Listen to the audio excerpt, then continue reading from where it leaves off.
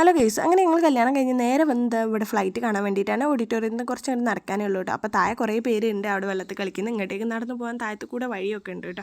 അങ്ങനെ ആ ഫ്ലൈറ്റ് ഇങ്ങനെ മൂവ് ആവുന്നത് ഇങ്ങനെ നോക്കി നിൽക്കുകയാണ്.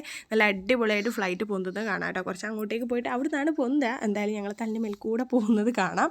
അങ്ങനെ ഇവിടെ ഞങ്ങൾ ഫ്ലൈറ്റും കാത്ത് നിൽക്കുക കേട്ടോ. ഒരാൾ അത് തന്നെ നോക്കി നിൽക്കുകയാണ്. കണ്ടിട്ടുള്ള നോട്ടാണ് കേട്ടോ ഇത്. ഫ്ലൈറ്റിൻ്റെ സൗണ്ട് നന്നായിട്ട് ഇവിടേക്ക് കേൾക്കുന്നുണ്ട്. നമ്മളെ വീട്ടിൽ നിന്ന് തന്നെ ഫ്ലൈറ്റിൻ്റെ സൗണ്ടും ഫ്ലൈറ്റും നമുക്ക് കാണാം.